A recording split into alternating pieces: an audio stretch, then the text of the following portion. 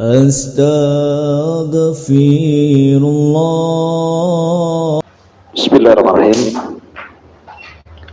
Assalamualaikum warahmatullahi wabarakatuh. Alhamdulillah wassalatu wassalamu ala rasulillah wa ala alihi wa sahbihi wa mawalah wa la hawla wa la quwata illa billahi wa ba'du. Alhamdulillah, segala puja dan pujiannya milik Allah subhanahu wa ta'ala. Salawat, kering salam kita hadiahkan kepada Rasul kita Nabi besar Muhammad sallallahu alaihi wasallam. Dan pembahasan di malam hari ini, karena juga bertepatan dengan pertengahan bulan Rabiul Awal, tentu kita diingatkan dengan sejarah Nabi atau dengan kelahiran Nabi Sallallahu Alaihi Wasallam. Maka malam ini kita akan membahas tentang sejarah Ashabul Fil. Bagaimana kelahiran Nabi Sallallahu Alaihi Wasallam yang terkait dengan perang gajah. Kenapa kita harus mengulang-ulang kisah tentang sejarah Nabi ini? Karena juga penting bisa dikisahkan kepada anak-anak kita, daripada kita kisahkan kisah-kisah yang macam-macam gitu ya. Mendingan kita ceritakan kepada anak-anak kita ini sejarah Nabi Sallallahu Alaihi Wasallam. Bertolak dari surat di dalam Al-Quranul Karim yang dikenal dengan Suratul Fil. Allah Subhanahu wa ta'ala berfirman di dalam Suratul Fil, Alam tara kaifa fa'ala rabbuka bi ashabil fil. Alam yaj'al kaidahum fi tadlil wa arsala alaihim tayran ababil tarmihim bihi jaratin min sijil faja'alahum ka'asfi ma'kul. Alam tara kaifa fa'ala rabbuka bi ashabil fil. Tidakkah kau lihat bagaimana Allah berbuat kepada pasukan gajah? Dahulu di negeri Yaman ada satu daerah namanya Najran. Daerah itu namanya Najran, dan dipimpin oleh seorang Yahudi namanya Dzunwas. Dzunwas ini seorang penyihir, dan dia mengaku Tuhan, sama dengan raja-raja sebelumnya seperti Namrud dan juga Fir'aun juga mengaku Tuhan, karena dia mempelajari ilmu sihir dan punya guru tukang sihir yang selalu menampakkan keanehan supaya tampak dia dianggap Tuhan. Masalahnya masyarakat Najran itu umumnya adalah orang-orang Nasrani, sementara rajanya Yahudi pula, gitu ya. Akhirnya kemudian Dzunwas ini sangat zalim sekali dan berakhir dengan pemaksaan orang-orang Najran yang beragama Nasrani untuk masuk ke Yahudi. Tetapi kebanyakan mereka tidak mau, dan berakhir dengan penyiksaan dengan cara dibakar hidup-hidup, dan jumlah mereka bukan sedikit, sampai dijelaskan oleh ahli sejarah itu sampai 20.000 warga Najran yang beragama Nasrani itu dibakar hidup-hidup. Sehingga pembakaran hidup-hidup kepada warga Najran itu diabadikan dalam Al-Quran dalam surah Al-Buruj, di mana Allah mengatakan Qutila ashabul uhdud an-nari dzatil waqud. Dilaknat ashabul uhdud karena mereka sudah menyalakan api dan membakar penduduk Najran sampai 20.000 lebih, dan kisahnya disebut kisah ashabul uhdud. Pembakaran orang-orang Najran ini oleh Raja Dzunwas terdengar sampai Romawi. Karena dahulu ada kerajaan besar di Syam itu, kerajaan Romawi, dan mayoritas agamanya Nasrani. karena ada 3 kerajaan yang mayoritas Nasrani. Pertama Romawi, kemudian Ethiopia atau dikenal dengan Habasyah, dan juga Mesir, rajanya dikenal dengan Muqawqis. Lah, Raja Romawi ini marah, karena bagaimanapun kan sesama agama, seagama tentu kalau disiksa ya, tentu ada, dalam bahasa militer itu ada jiwa korsanya gitu. Jadi kalau mereka disakiti ya sama dengan menyakiti kita gitu. Sama dengan kita juga kalau warga Muslim Palestina kemudian diserang sama Israel, kita sakit hati juga gitu. Jadi akhirnya kemudian Kaisar, Raja Romawi, mengirim surat ke Ethiopia, ke kolega yang sama-sama beragama Nasrani di Habasyah, agar persoalan di Najran itu diselesaikan oleh orang-orang Ethiopia, karena lebih dekat ke Yaman dibandingkan Syam gitu ya. Akhirnya kemudian Najasyi pun mengerahkan pasukan besar dengan memerintahkan 2 panglimanya. Pertama namanya Riyadh, yang kedua namanya Abroha. Nah, disinilah muncul nama Abroha, Abrohatul Asraq ya. Jadi bergeraklah pasukan dari Ethiopia dengan sangat besar sekali untuk menyerbu Yaman, Najran. Dan sesampainya pasukan di Najran berhasil ya menyerang kerajaan Dhunwas. Akhirnya Najran pun jatuh ke tangan tentara Riyadh dan juga Abroha. Bahkan rajanya Dhunwas dibunuh. Akhirnya kemudian Yaman di bawah kekuasaan Riyadh dan juga Abroha, di bawah kekuasaan Ethiopia, Habasyah itu ya. Tetapi kemudian ketika kemudian Najran jatuh, yang pertama memimpin adalah Riyadh. Cemburulah Abroha dan dia ingin menjadi raja Najran. Akhirnya Abroha pun dengan sangat licik membunuh Riyadh, kawannya, supaya dia bisa jadi raja Najran. Ketika kemudian Abroha membunuh rekannya, sama-sama panglima perang ini, Riyadh ini, kedengaran kemana? Ke Habasyah. Marah Raja Najasyi, kenapa jenderalnya bisa dibunuh? Dan hampir-hampir mengirim pasukan untuk membunuh Abroha.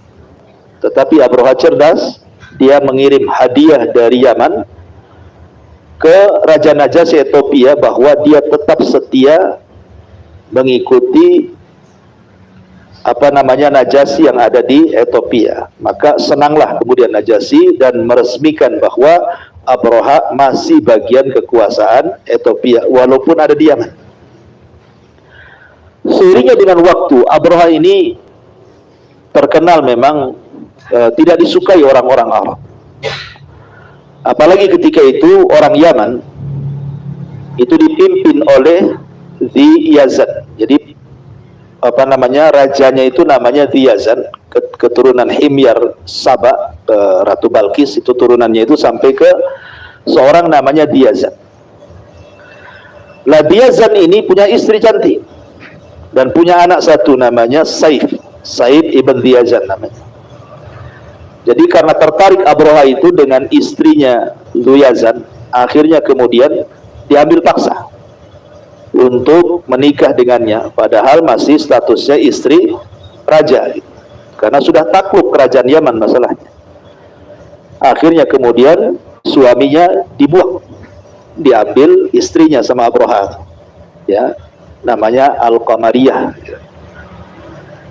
Lah kemudian suaminya Dhi Yazan pergi ke Kisra, ke kerajaan Persia, minta bantuan supaya Kisra mengirim pasukan dan menghancurkan orang ke Kisra gitu. Tapi Kisra ini tidak membantu.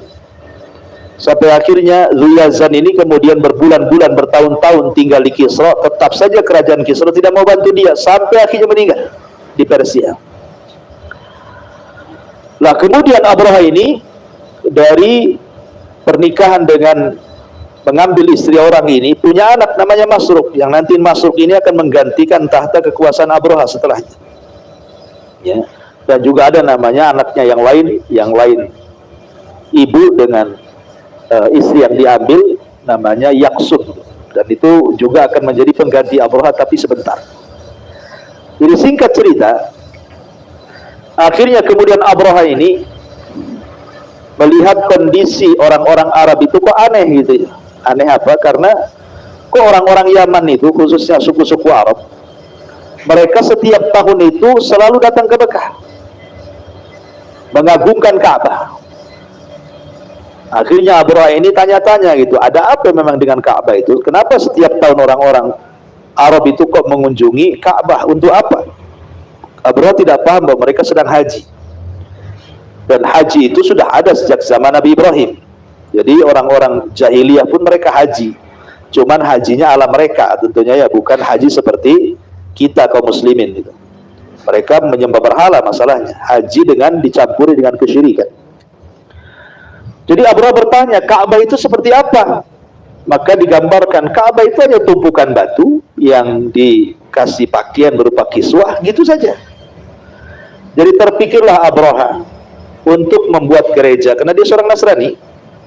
Terpikir untuk membuat gereja sebagai tandingan Ka'bah. Boleh jadi atau mudah-mudahan kalau gereja itu terbangun dengan megah, orang-orang Arab sudah tidak datang lagi ke Ka'bah dan mengunjungi gerejanya. Dengan harapan seperti itu. Akhirnya betul terlaksanalah dia membuat gereja megah sekali. Sampai dibantu oleh Ethiopia dana-dananya, sampai gereja itu dicampurnya dengan emas, dengan perak, dan tinggi sekali. Saking tingginya orang-orang menyebutnya kulais. Kulais itu dari bahasa kolam sua, jadi kalau nenggak itu pecinya sampai jatuh, saking tingginya, makanya disebut kulais itu ya.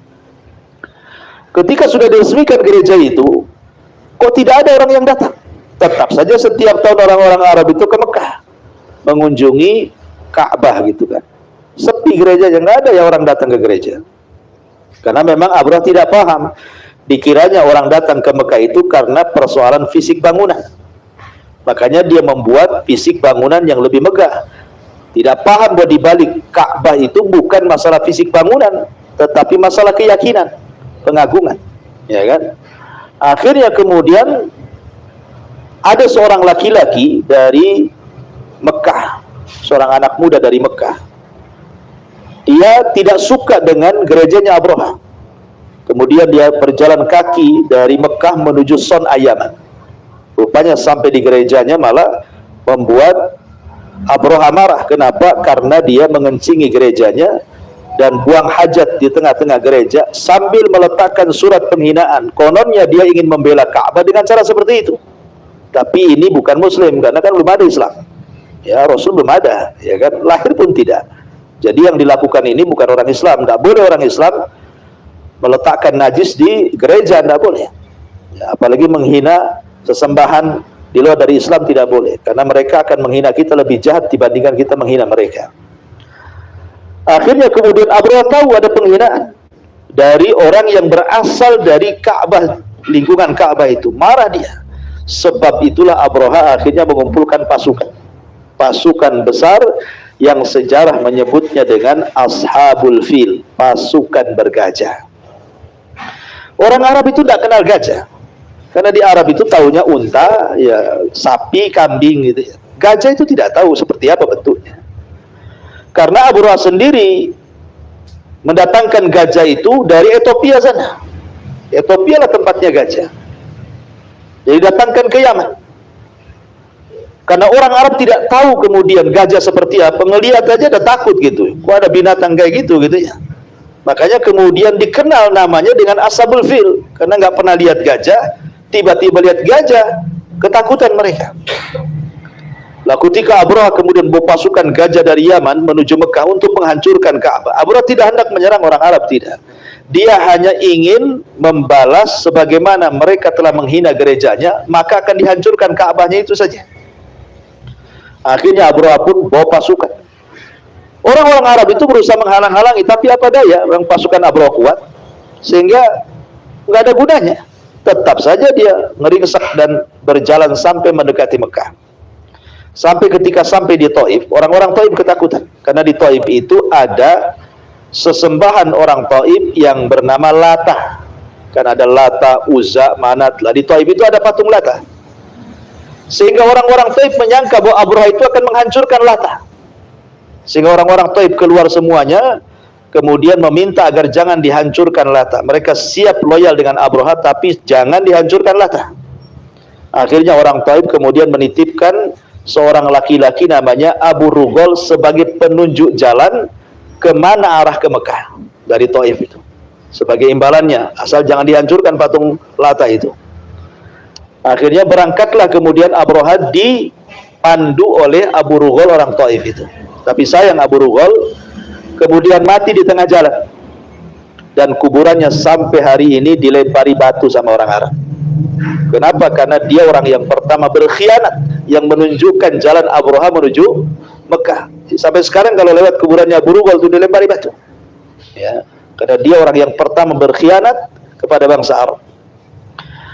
Lah ketika Abraha kemudian terus menyusul sampai mendekati Mekah, melewati peternakan orang-orang Arab, lah kebetulan unta-untanya Abdul Muttalib itu ada di situ. Ya. Rupanya dicuri sama pasukan Abraha itu. Unta-unta orang Arab, salah satunya untanya Abu Talib pun kena curi juga.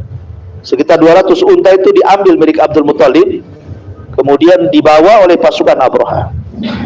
Lah ketika sampai di sebuah tempat namanya Wadin Muhassir, lembah di mana Abraha akan dihancurkan di situ, ya.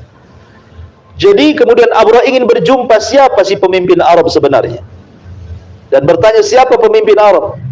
Maka orang-orang menyebutnya Abdul Muttalib, kakeknya Nabi. Maka ingin berjumpalah Abraha dengan kakeknya Nabi. Abdul Muttalib itu orangnya sangat berwibawa.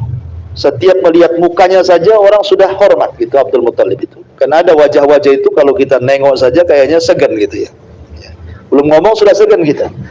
Jadi Abdul Muttalib itu punya wajah seperti itu. Abraha saja sampai segan sama Abdul Muttalib. Dia nggak berani ngobrol di atas atau ngomong di atas gajah, nggak berani. Turun dia sampai ngampar di padang pasir. Yang namanya Abraha bukan orang Arab, kan tidak paham bahasa Arab. Dan Abdul Muttalib pun bukan orang Ethiopia, tidak paham bahasa Ethiopia. Jadi ngobrolnya itu ya pakai penerjemah lah. Ya, pakai penerjemah, satu-satu diterjemahkan sama penerjemah gitu ya. Abraha kemudian bertanya soal Ka'bah, tapi Abdul Muttalib tidak jawab. Abdul Muttalib malah menanyakan soal unta yang dicuri oleh anak buahnya. Kata Abdul Muttalib, saya kemari bukan hendak berbincang soal Ka'bah yang kuhancurkan, yang akan kuhancurkan. Saya kemari hanya ingin berbincang mana 200 unta saya, kata. Karena dicuri oleh anak buahnya. Dari situlah Abraha yang tadinya hormat kepada Abdul Muttalib hilang rasa hormatnya. Kenapa?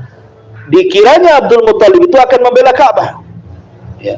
Rupanya tidak ada pembelaan sama sekali tentang Ka'bah, malah justru minta unta dia. Kata Abraha, ya Abdul Muttalib, ini loh Ka'bah yang kau agungkan, nenek moyangmu agungkan, semua orang Arab mengagungkan, akan saya hancurkan, kau tenang-tenang saja. Maka Abdul Muttalib mengatakan, ya Abraha, kenapa saya kemari ingin menuntut unta yang kalian curi? Karena unta itu ada pemiliknya, aku loh pemiliknya. Makanya saya akan mengambil unta-unta itu. Adapun Ka'bah itu punya pemilik sendiri, nanti pemiliknya yang akan melindungi. Saya nggak ada urusan dengan Ka'bah. Ya, jadi Abdul Muttalib mengatakan, amal Ka'batu falahu rabbun yahmi. Adapun Ka'bah itu punya Rabb, punya pemilik. Nanti dia yang melindungi, bukan aku, katanya. Aku ini hanya melindungi unta-untaku saja, karena itu aku pemiliknya. Kemudian Abraha baik, dikasihkan lagi untanya. Kemudian Abdul Muttalib pergi. Sebelum pergi dia sempat memperingatkan orang-orang warga-warga sekitar Mekah untuk menghindar, supaya jangan terkena imbasnya. Kemudian sebelum meninggalkan Ka'bah, Abdul Muttalib berdoa kepada Allah Azza wa Jalla agar dilindungi oleh Allah Azza wa Jalla. Begitulah orang-orang musyrik, di waktu genting mereka ingat Allah, tapi di waktu susah mereka menyembah berhala. Itulah orang musyrik seperti itu. Akhirnya kemudian orang-orang Arab hanya melihat dari kejauhan kira-kira apa yang terjadi dengan Abraha kalau menghancurkan Ka'bah. Lah ketika Abraha bergerak dari Wadi Muhassir itu menuju Mekah, menuju Ka'bah itu, rupanya gajah-gajah yang selama ini ditunggangi dari Yaman menuju Wadi Muhassir yang sudah dekat lagi dengan Mekah itu, sudah dekat dengan Ka'bah, tidak mau bergerak tuh gajah-gajah itu. Tapi kalau dia berjalan ke arah lain mau dia. Kalau dia umpamanya diarahkan pulang ke Yaman, mau dia gerak, atau diarahkan ke Syam, mau dia bergerak. Tapi kalau diarahkan ke Ka'bah, tidak mau, dia deprak lagi, bahasa kita, duduk lagi, tidak mau jalan dia. Akhirnya Abraha pun malah dipecut-pecut pun tidak mau. Sebenarnya di sini Abraha harusnya paham bahwa dia sedang berhadapan dengan siapa gitu ya. Kan Abdul Muthalib sudah memperingatkan bahwa Ka'bah itu ada pemiliknya, ada Tuhan yang sendiri yang melindungi. Dengan kejadian gajah tidak mau bergerak itu, kalau Abraha berpikir harusnya dia tahu bahwa ini ada apa-apa gitu ya. Tapi otaknya Abraha tidak sampai di situ. Akhirnya tetap saja kemudian dia berniat untuk menghancurkan Ka'bah walaupun tanpa gajah, dia ingin jalan kaki. Ketika hendak bergerak itulah tiba-tiba langit kemudian hitam, rupanya sudah banyak burung-burung ababil, burung-burung hitam, burung-burung laut itu. Sudah menaungi semua tentaranya. Dan masing-masing burung membawa 3 batu. 2 batu di tangannya, di kakinya, dan 1 batu di paruhnya. Jadi ketika mereka nenggak ke atas, apa yang terjadi?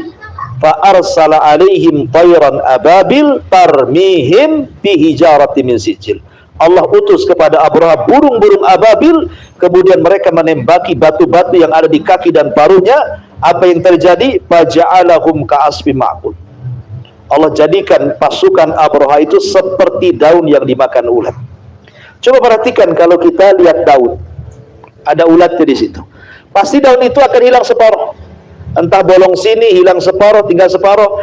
Jadi maksudnya di sini orang yang terkena tembakan burung ababil itu pasti akan hilang separuh badannya. Ya, entah hilang kakinya, hilang tangannya, hilang kepalanya. Persis seperti daun yang dimakan ulat gitu. Bagaimana kerasnya azab Allah. Hanya mengutus tentaranya berupa burung-burung laut, burung-burung kecil, tapi Allah kalau berkehendak begitulah. Ya. Allah Subhanahu wa taala bisa menghancurkan pasukan yang ketika itu sangat kuat di Jazirah Arab, yang tidak ada yang bisa mampu menandingi. Dengan sekejap saja Allah bisa menghancurkan dengan burung ababil, dan itu kuasa Allah Subhanahu wa taala. Akhirnya semua pasukan mati di situ. Abraha sempat diselamatkan. Diselamatkan ke mana? Ke Yaman. Tapi sampai di Son'a kemudian nyawanya tidak tertolong. Namun sebelum dia meninggal, dia titipkan kerajaan Habasyah yang ada di Yaman kepada anaknya namanya Yaksum. Abraha meninggal, kemudian Yaksum pun yang memimpin Najran kala itu. Tapi tidak lama, hanya beberapa waktu karena sakit kemudian meninggal. Kemudian adiknya Masruq bin Abraha itulah yang kemudian memimpin Najran. Ya. Sedikit kita akan cerita tentang keluarga Abraha dulu. Ya. Jadi Abraha ini dari pernikahan, tadi kan sudah saya singgung di awal, Abraha itu menculik istrinya Raja Yaman. Ya, namanya Qamariyah, dari suaminya namanya Diyazan. Dari pernikahan Abraha ini dengan Qamariyah ini lahir anak namanya Masruq ini. Dan sebelumnya istrinya Diyazan itu sudah punya anak namanya Saif. Ya, Saif ibn Diyazan. Jadi suatu ketika Saif ibn Diyazan ini kan masih anak-anak gitu ya. Jadi ibunya tidak pernah menceritakan siapa bapaknya. Jadi kiranya dia anak Abraha. Jadi suatu ketika bertengkarlah antara Saif bin Diyazan dengan Masruq ini, saudara seibu ini. Tiba-tiba saling mencela bapaknya. Ya, sampai kemudian Masruq mencela bapaknya. Jadi Saif ibn Diyazan baru tahu bahwa bapaknya bukan Abraha. Tapi bapaknya adalah Raja Arab yang diusir Abraha. Ngadu dia sama ibunya. Dia mengatakan, "Bu, sebenarnya bapak saya ini siapa?" gitu. Ya, karena dia menyangka bapaknya Abraha gitu ya. Kemudian ibunya menceritakan bahwa engkau itu keturunan Raja Himyar, keturunan Ratu Balkis, ya, Raja Yaman gitu maksudnya ya. Dan bapakmu itu diasingkan, kemudian entah kemana dia. Ya, ibu dengar dia meminta bantuan ke Kisra, tetapi sampai di sana meninggal dunia. Dari situlah kemudian karena Saif ibn Diyazan masih kecil, maka dia memendam saja dendam kepada Abraha. Sampai ketika dia sudah besar, gitu ya.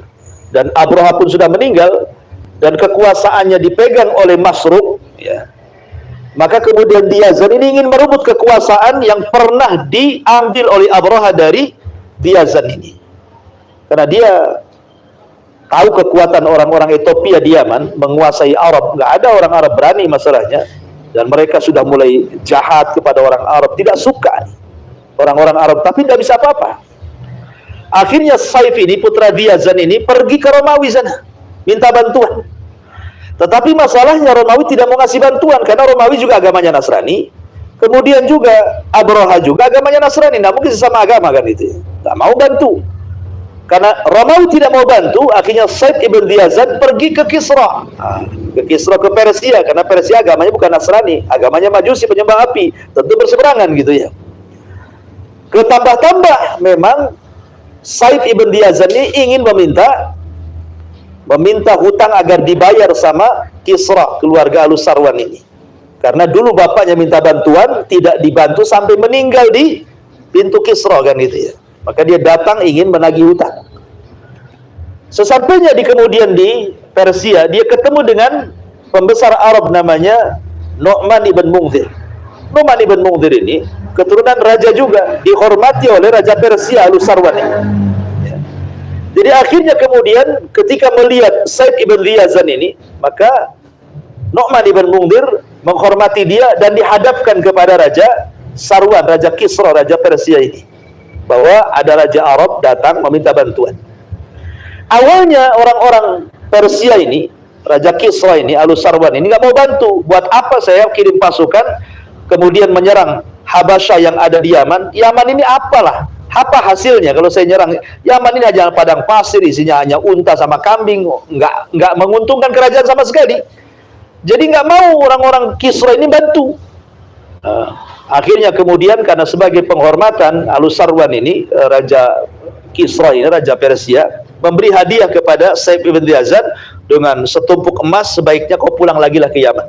Sebagai imbalannya saya kasih hadiah. Tetapi kemudian sama Saif ibn Diyazan ini malah dibagi-bagikan di orang-orang miskin di Persia itu. Ketahuan sama prajurit, dilaporkan sama raja, marah sama raja, dipanggil lagi Saif ibn Diyazan. Apa maksudnya ini? Dikasih hadiah malah dibagi-bagikan. Ya. Akhirnya kemudian Saif ibn Diyazan ngomong, saya kemari loh bukan ingin dapat emas. Saya kemari bukan ingin mendapatkan hadiah. Saya kemari ingin menuntut hutang bapakku. Dulu bapakku kemari minta bantuan, kau hanya janji-janji mau bantu sampai meninggal bapakku di sini. Kalau kau mau, kirimkanlah pasukan bantu aku rebut Yaman dari orang-orang Ethiopia. Akhirnya kemudian karena itu permintaannya, kata Raja Persia, tunggu dulu sampai saya berunding dengan para pejabat di Persia. Akhirnya dirundingkan. Ya. Setelah dirundingkan, kemudian para pejabat itu punya ide dan ngomong sama rajanya, Raja Kisra itu, Al-Sarwan, dan mengatakan, kita bantu saja. Tetapi jangan kita kerahkan tentara-tentara kita. Bukankah di penjara banyak penjahat? Di penjara itu banyak maling, banyak koruptor, ya, banyak tentara-tentara yang berkhianat. Gimana kalau kita utus saja sebagai pasukan, kita keluarkan saja orang-orang penjara, biar orang-orang yang di penjara itu yang nyerang Yaman katanya. Jangan pakai pasukan kita. Jadi kalau terjadi kekalahan, kita nggak rugi, mereka orang jahat. Kalau kita menang, maka Yaman akan masuk pada kekuasaan Persia. Kata Raja Kisra setuju. Akhirnya semua orang penjara dikeluarkan, ya, dan dijadikan pasukan untuk berangkat dengan Saif ibn Diyazan berperang di Yaman. Ya, jumlahnya tidak banyak, hanya 600 orang yang ada di penjara. Cuman masalahnya di penjara itu ada mantan panglima perang, ya, yang sangat dikenal, tetapi menentang raja, maka di penjara. Ya, namanya Wahzar namanya, ya. Jadi namanya Wahzar. Wahzar itulah yang memimpin 600 pasukan Persia, orang-orang yang di penjara itu, untuk ikut dengan Saif ibn Diyazan ke Yaman menggunakan 8 perahu.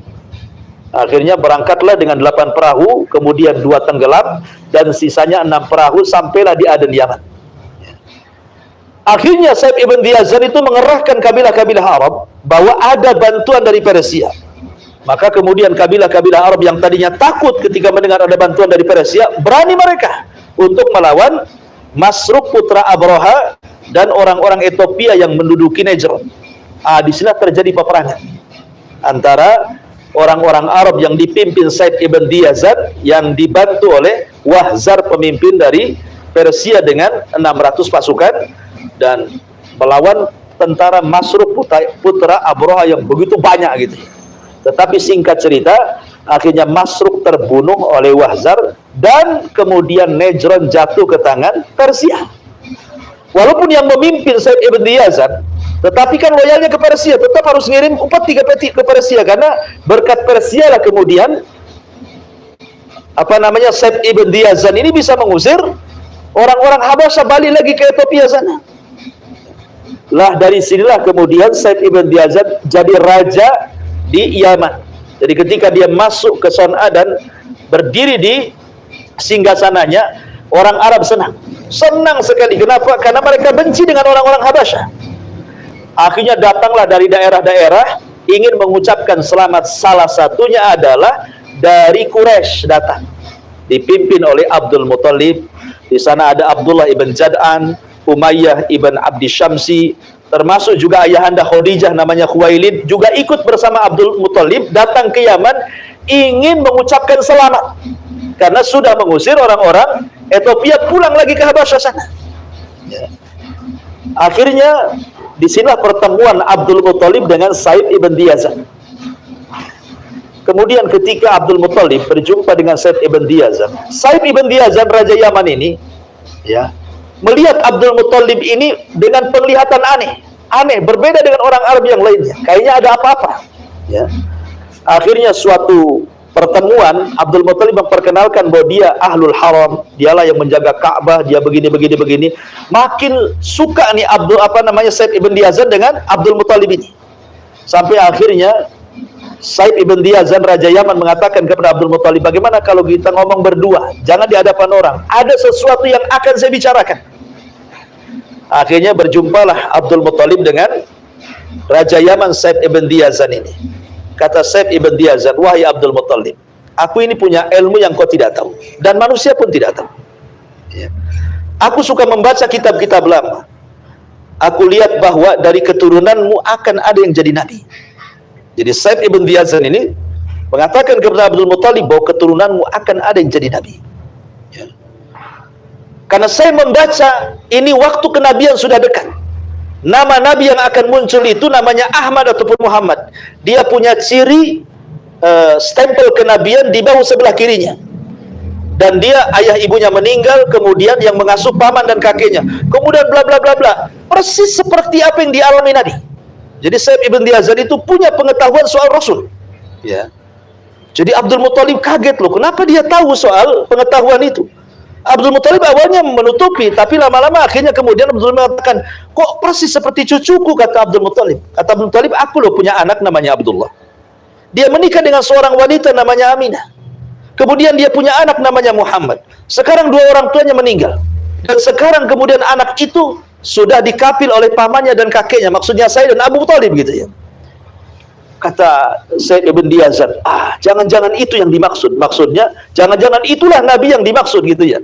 Yang akan memimpin umat, membawa keadilan, menghancurkan berhala dan begitu seterusnya. Tetapi kata Said ibn Yazan mengatakan kepada Abdul Muthalib, tapi hati-hati. Orang-orang Yahudi tidak suka. Kamu harus melindungi cucumu. Dan sejak itu Abdul Muthalib merahasiakan. Ya, sampai Rasulullah besar dan Abdul Muthalib pun tidak lama, hanya 2 tahun mengasuh Rasul, kemudian meninggal ketika Rasul di usianya 8 tahun baru berpindah ke tangan Abu Thalib, kan gitu ceritanya. Ya. Jadi akhirnya kemudian dari sini menunjukkan bahwa ramalan akan munculnya seorang nabi itu sudah tersebar di orang-orang Arab itu. Sampai Raja Yaman Said ibn Yazan itu ngomong begitu. Makanya ketika kemudian kelahiran seorang nabi itu sudah mendekati orang-orang Arab, udah tahu karena sudah tersebar masalahnya kan. Sehingga banyak orang-orang yang kalau lahir orang Arab itu dikasih namanya Muhammad. Jadi ada sekitar 14 keluarga punya anak itu dikasih nama Muhammad semua. Karena apa? Karena mereka ingin bahwa anaknya lah yang dimaksud Muhammad, turunan Nabi itu. Ya, tapi kan yang menentukan Muhammad siapa yang jadi Nabi kan bukan kita, Allah Subhanahu wa taala kan itu ya. Ya, ditambah-tambah kemudian orang-orang Yahudi yang ada di Madinah itu, orang-orang Yahudi yang di Madinah itu, ketika saat lahirnya Nabi SAW melihat bintang Ahmad di langit, dan itu tidak ada yang tahu kecuali orang Yahudi, ciri-ciri kelahiran munculnya bintang Ahmad itu, sampai pembesar Yahudi pada keluar. Ya, ketika lahirnya Rasulullah itu, kemudian memandang ke langit, ini harusnya malam ini lahir seorang Nabi.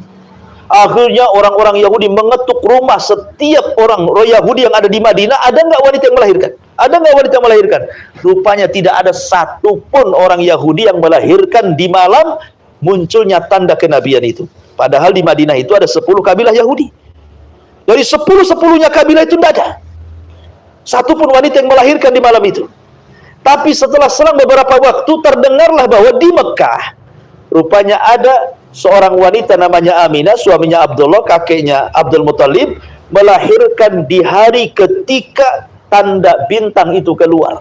Menangislah ulama-ulama Yahudi dan mengatakan laqad dhahabat nubuwwatu Bani Israil. Telah hilang kenabian Bani Israel dan telah diambil orang Arab katanya. Menangis orang-orang Yahudi, ya kan? Nah, dari sini ma'asyiral muslimin wal muslimat rahimani wa rahimakumullah. Jadi kelahiran Rasul itu sudah diramalkan, bukan hanya orang-orang Yahudi kan. Raja Yaman saja sudah dilahirkan. Bahkan Raja Yaman sebelumnya yang namanya Tuba namanya. Ya, Tuba itu Raja Yaman yang disebutkan dalam Al-Quran itu. Kaum Tuba. Siapa Tuba ini? Raja Yaman. Sampai ketika dia ke Madinah, ya, sampai dia membangun rumah di Madinah itu, yang kemudian belakangan rumah itu dipakai oleh Abi Ayyub Al-Ansari. Ketika hijrah Nabi SAW, Rasul tinggal di rumah itu. Rumah itu yang membangun Raja Yaman. Karena apa? Berpikir bahwa nanti Nabi itu akan muncul dan akan tinggal di sini. Jadi sudah disediakan rumahnya sama Tuba tuh. Ya, Raja Yaman yang sebelum Said Ibn Diyazan, Tuba itu orang yang pertama kali memberikan kiswah Ka'bah itu. Jadi yang pertama kali memberikan kiswah Ka'bah itu seorang Raja Yaman namanya Tuba. Ya, baru sekarang kan setiap tahun kiswah Ka'bah itu diganti gitu ya. Itu sejarah lama lah. Ya, intinya bahwa ketika kemudian tumbangnya kerajaan Abroha yang diakhiri dengan putranya Mas'ud ibn Abroha dikalahkan oleh tentara Diyazan yang kemudian dibantu oleh Persia, maka tidak ada lagi orang Habasyah di Yaman, semua pulang ke Ethiopia. Masalahnya Yaman itu sekarang di bawah kekuasaan Persia. Ya. Yang tadinya hilang Habasyah, Persia pula masuk. Makanya Nabi SAW ketika dia hijrah ke Mekah, dari Mekah ke Madinah, orang-orang Madinah itu kan banyak terpengaruh dengan adat istiadat ulang tahunnya orang-orang Persia yang ada di Yaman. Karena Madinah itu orang-orang Arabnya asal Yaman.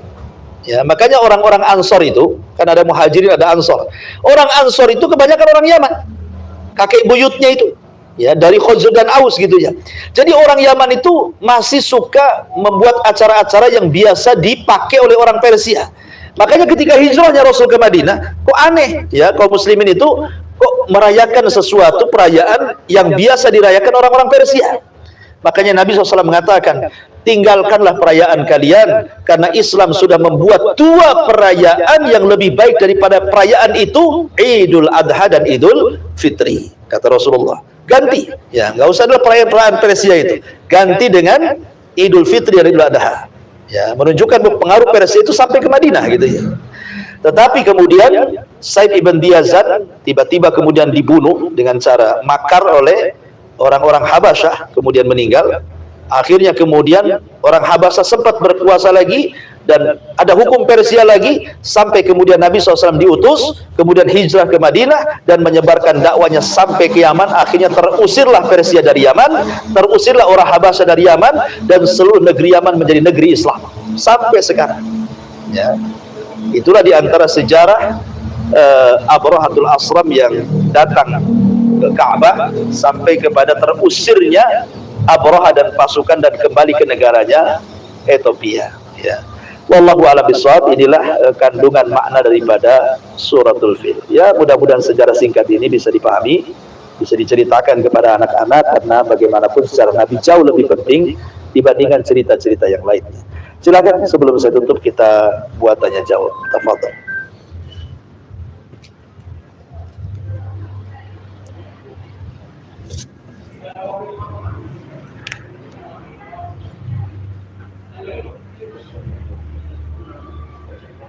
Ada?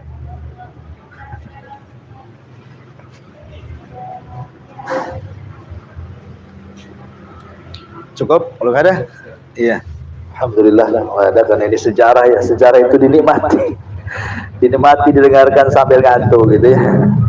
Ya, mudah-mudahan ada manfaatnya. Subhanallah bihamdika, asyhadu an la ilaha illa anta astaghfiruka wa atubu ilaik. Allahu ta'ala. Assalamualaikum warahmatullahi wabarakatuh.